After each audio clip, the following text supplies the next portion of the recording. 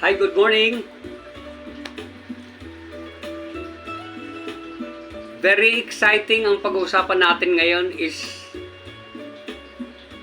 10 business tips para maging successful business owner. Actually, this is experienced by other business owners and yours truly na kinuha ko sa Google. Everything is in Google, pero nagkataon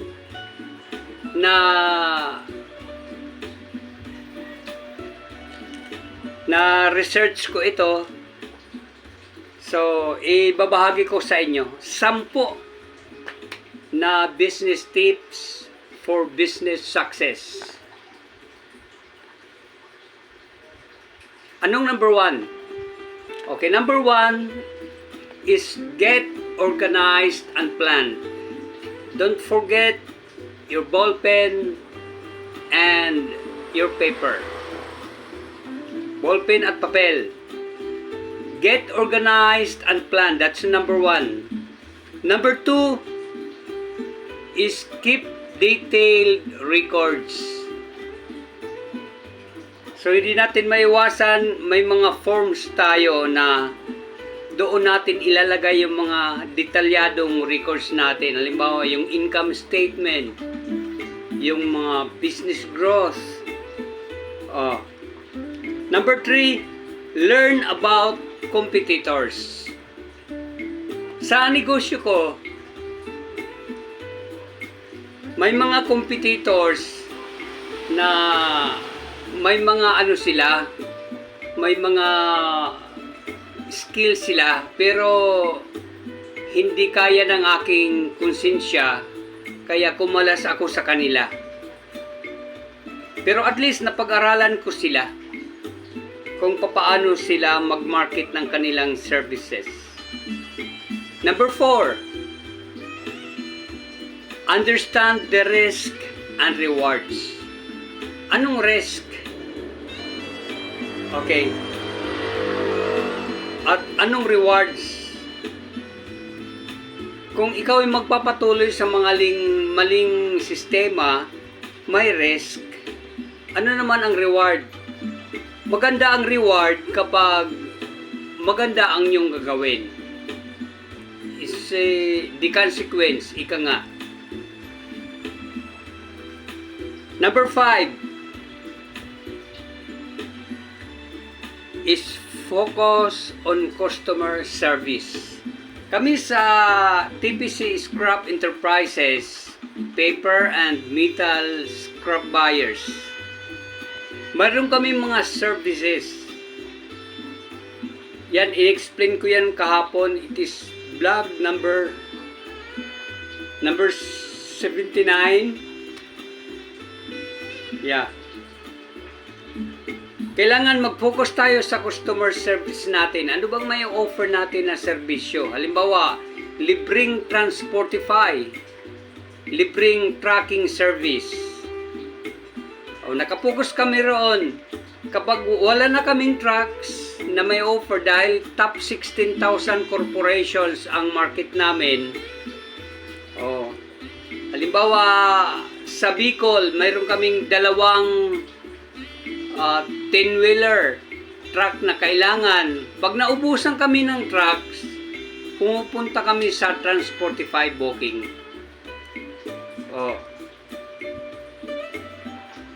Number 6, expand your marketing efforts. Dati, kung sino-sino lang ang market namin, through referral yon. Ngayon, dinagdagan namin ang aming efforts. Nagdagdag kami ng mga kumpanya to top 16,000 corporation. So, Luzon, Visayas, Mindanao, nandoon kami para magserbisyo sa kanila.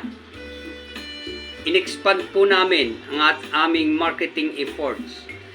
So, nung nakaraan, nandoon kami sa Cebu. Pagkatapos, doon kami sa Davao. mayroon kami mga dito naman sa Luzon, Metro Manila, mayroon tayo. O, Transportify ang natin. Number 7, be creative. Be creative. Lately, na kikita kami ng mga suppliers sa mga vlogs katulad nito. So this is one of the creativities na ginagawa namin. Magkaroon kami ng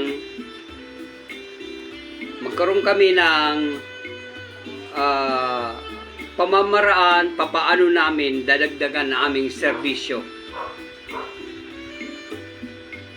Number 8, stay focused. No networking. By the way, ang network ko is the top 16,000 corporation. So, kailangan nakapokus ako dito. Maraming nag-aalok sa akin, mga Amerikana pa, na pumasok ako ng mga network nila, mga networking, mag-invest sa Bitcoin, kung ano-ano. Hindi ko pinapatulan yon. Halimbawa yung mga trading company, magaganda naman yon. Pero hindi ako roon nakapokus.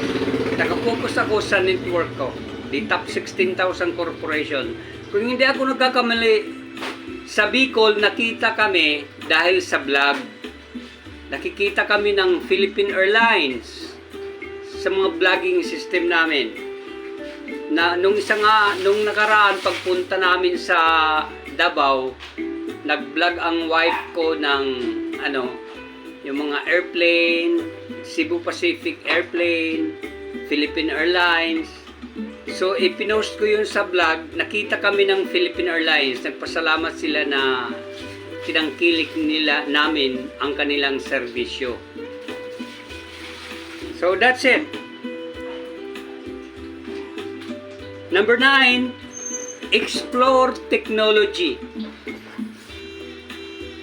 Ano mga technology ng negosyo mo?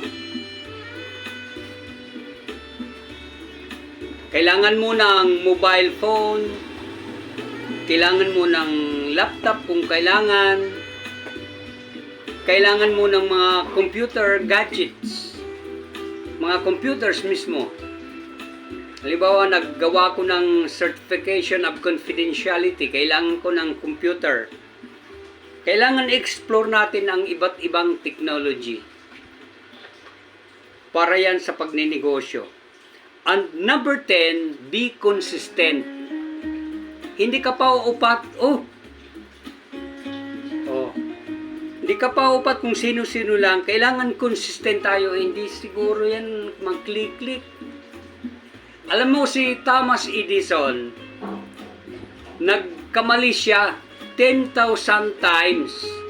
Pero nung tanungin siya ng isang reporter, sabi, Mr. Edison, why did you fail 10,000 times?